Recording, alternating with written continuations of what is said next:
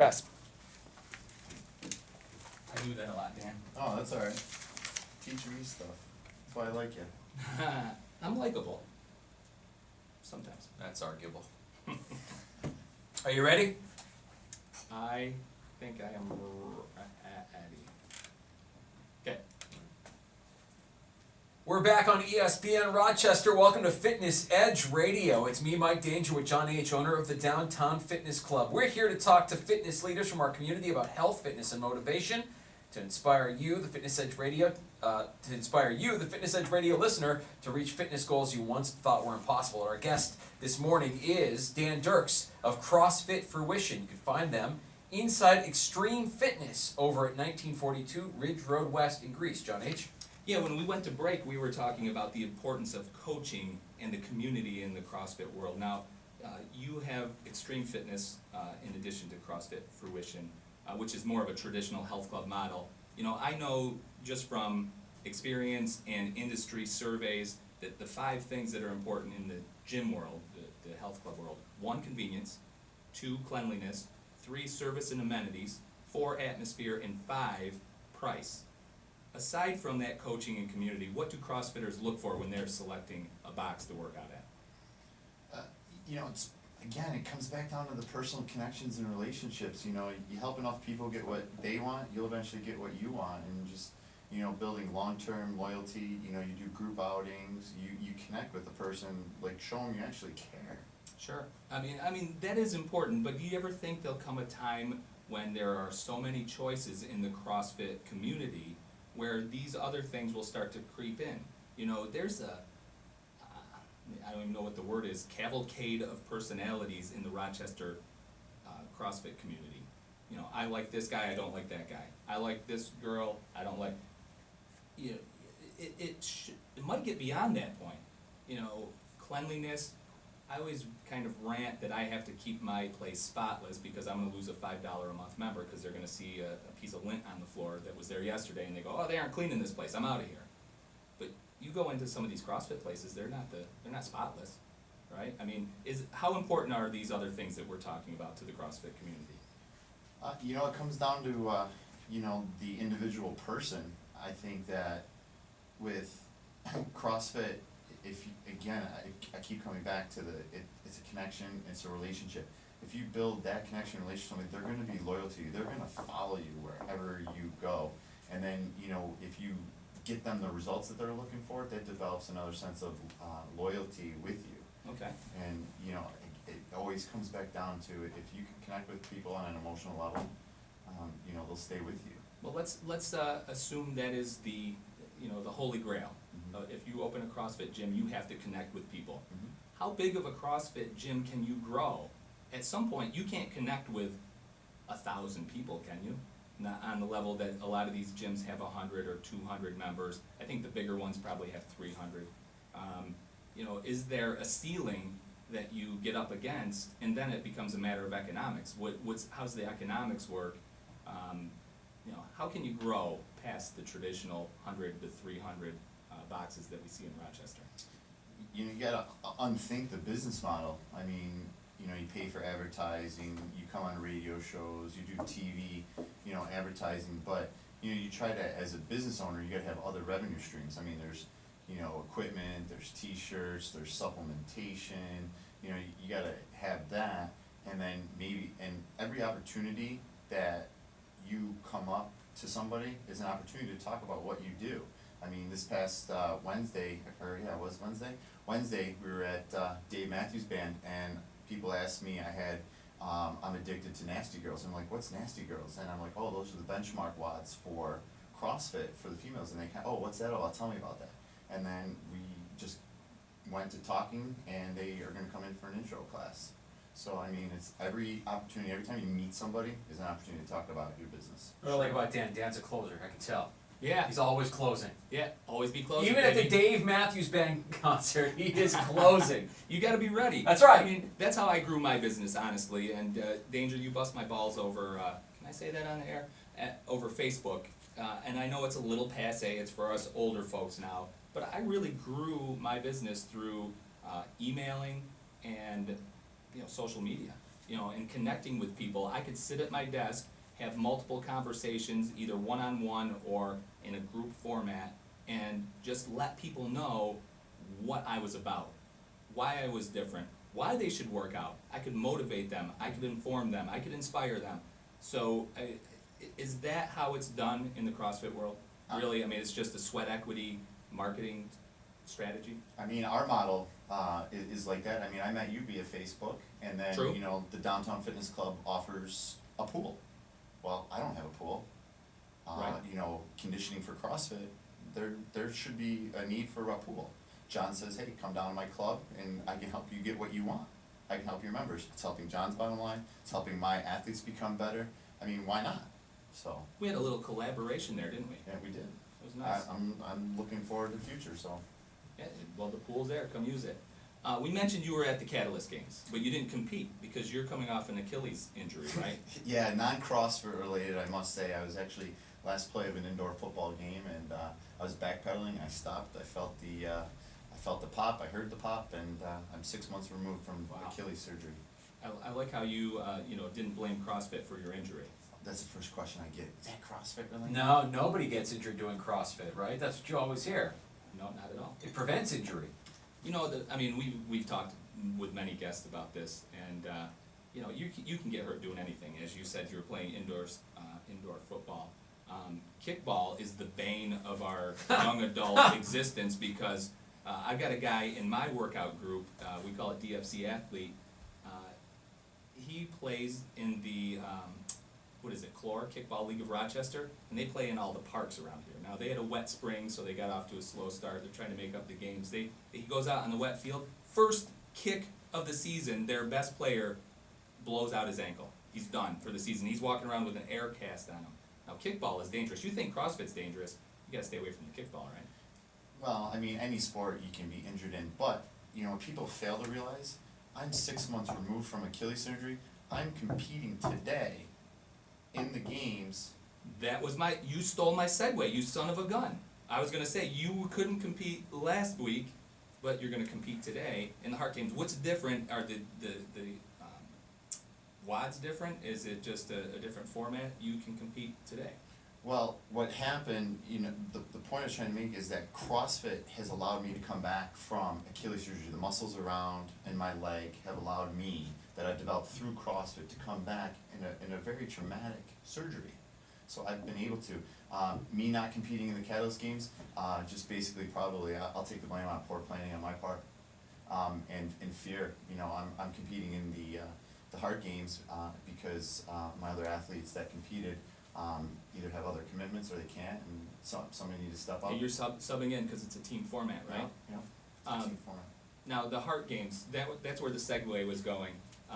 You have an event, it benefits the American Heart Association here in Rochester, put together it's a collaboration between several CrossFit gyms. Correct. And it's a pretty cool format that it's like almost a round robin.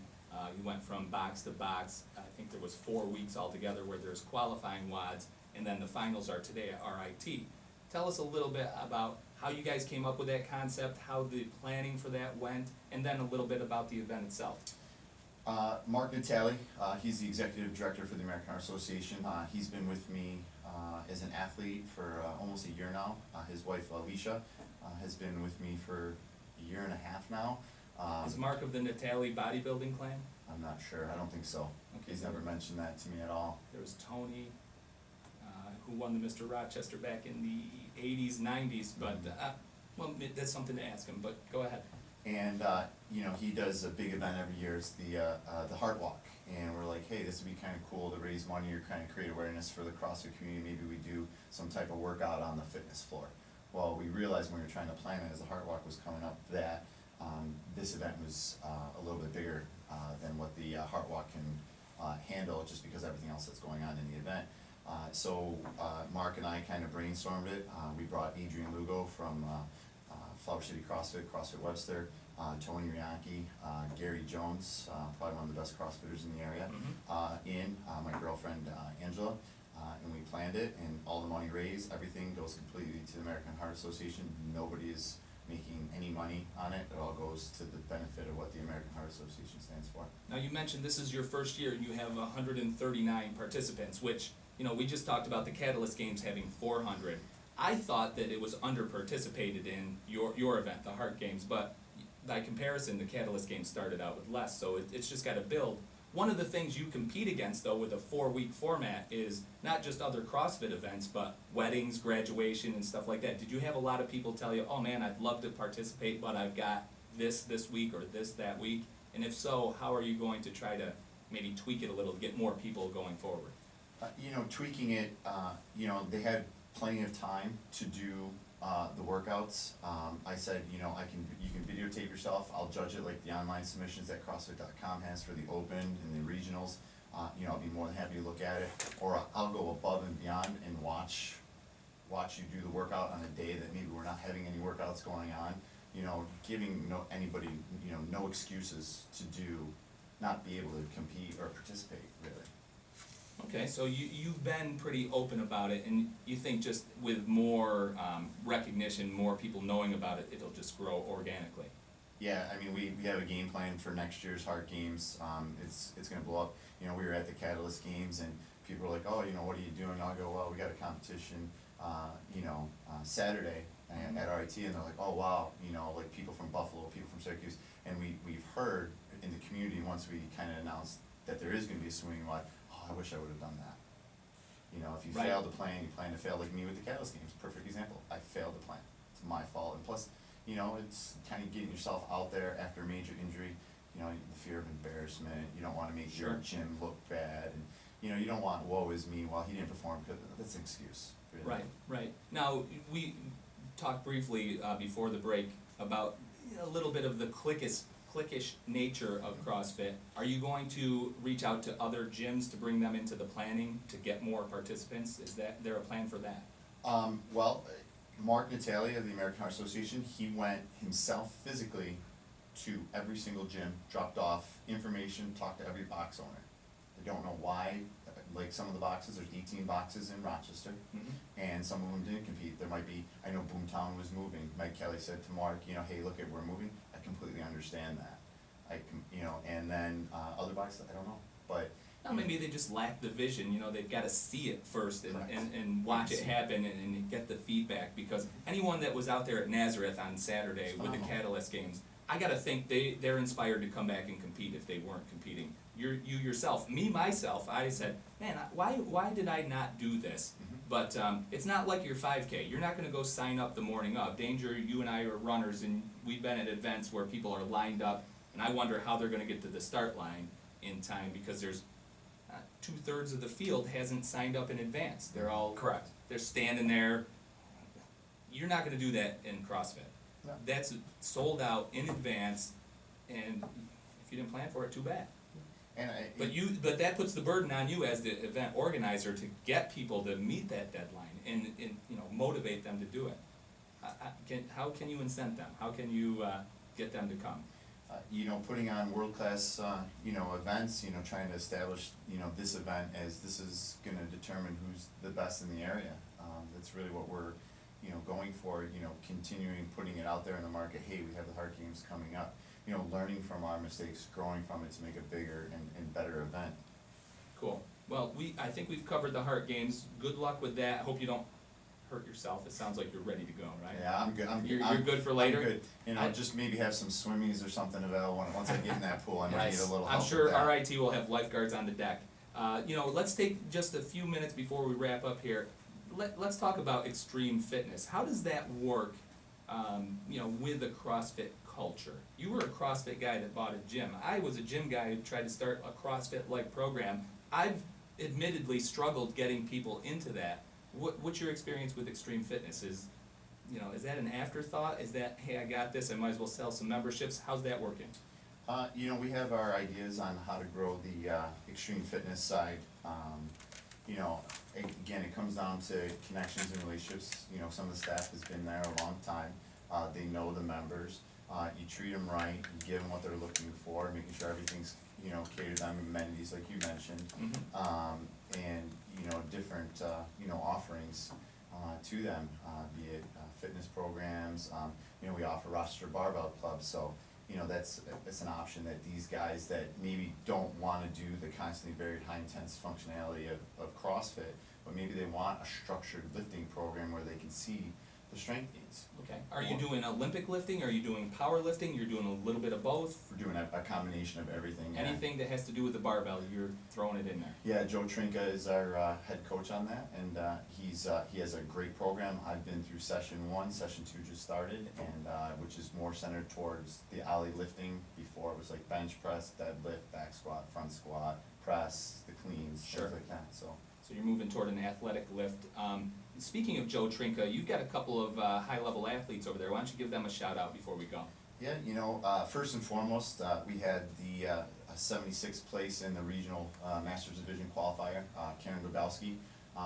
We recognized her talent level last year with her participation. We kind of gave her a different type of regimen to do. She was injured throughout the Open. She finished. She got 76th. That's pretty good for an injured performance. 55 to 50. She's 58 years old. And for the Open, she had to do the same exercises and workouts that we were doing. Yep. 14, 1, 2, 3, 4. Yeah, scaled for her, you know, the Of weight course. in the division, but you know, she there's no reason why I don't think she can get to Carson next year, California. That'd be There's great. no doubt. And then you mentioned Joe. He won the handstand walk, which arguably was the toughest event over there. Now, everyone was tough at Catalyst Games, but you had to walk on your hands for distance. You had 3 attempts, and he won. He walked the farthest, right? Yeah, I think there was For a the men. 3-way tie for first place. I think it was all like 24 yards or 24 meters or whatever, however they measured the distance. But you know, Joe was a former Nazareth lacrosse player, and he has a tough story. He came from a real hard time, cancer survivor, and he came to me, gave me a really heartfelt story, and you know, was looking to make a change in other people's lives. And you know, he's a great person, great athlete, and you know, the sky's the limit for him in the CrossFit world. I think he's gonna do really well. I think he placed in one open WOD. He placed in the top 200 in the world in the deadlift box jump. Wow. Don't quote me on that. I think it's like 161st or something in that. So It's he still did impressive. Really, he did really well. Yeah, I mean, I think my results were like in the tens of thousands, you know, when you compare them against the rest of the world. So you're in the top 200. That's impressive. Let's don't finish without letting you give a plug for your Advocare business. I know you're an Advocare rep, and it's controversial in the gym world. Some are all for it, some are against it. You've made it part of your business. Mhm. You know, you've used it to kind of cement the CrossFit and the traditional gym together to help people get results. Tell us a little bit about that. You know, I kind of got into Advocare, you know, looking for something more to take my performance and workouts to another level. Advocare is a world-class health and nutrition company, helps people in 4 ways: health, finances, personal development, leadership. That company turned my life around, and you know, there's a reason why these high-level athletes, Drew Brees, Jason Witten, Rich Froning, all those guys are endorsers of the products. They work. And you know, sometimes you just gotta, you know, let people try the products and say, hey, this is what you're gonna do, but you need to be educated in it. And you know, like we talked about finances, how do you bridge that? Well, Advocare has helped me. If I didn't have Advocare, I don't have CrossFit Fruition, I don't have Extreme Fitness. And now So that's actually helped you provide some of the capital that's fueled your growth in the other businesses. Absolutely. You know, from a mental focus, you know, point with the Spark, the O2 Gold with the, you know, endurance, helps with the endurance, you know, the body's use of oxygen, muscle strength, nighttime recovery, probably the best recovery product on the market, in my opinion. Mhm. It's Well, if Rich Froning wins the games again, I think the product sales are just gonna explode, right? I'm hoping. It's just, you know, you just gotta kinda, people like a wait and see approach. Like, you know, yes, what about, you know, there wasn't really a lot of participation in the Heart Games. Well, you know, we're trying to get, you know, Advocare into the community because it's really changing people's lives from a health, fitness, and financial standpoint. And it's a good opportunity if people are open-minded to it. Very cool. Let's take 60 seconds. Tell people where they can find all of your businesses, give websites, phone numbers, addresses, and then I'm gonna turn it over to Danger to take it out like he always does. Absolutely. You can visit us at www.crossfitfruition.com, as well as we are on Instagram under CrossFit Fruition, Facebook, Twitter, at the handle at CFFRUITION. And then definitely check out the Heart Games this weekend at RIT today. And we're going to see a lot of athletes hitting some personal records. Dan Dirkx of CrossFit Fruition. You can find them inside Extreme Fitness at 1942 Ridge Road West in Greece. Thank you so much for your time today on Fitness Edge Radio. Really appreciate it. Thank you for having me. I appreciate it. Best of luck today, the Heart Games at RIT. It's Fitness Edge Radio on ESPN Rochester, and we are back next talking with Coach Dom. Coach Dom. On Fitness Edge Radio next. Nice job, buddy. Thanks, man. Let's go turn this thing off. I butchered that last one, but I don't know. Which one?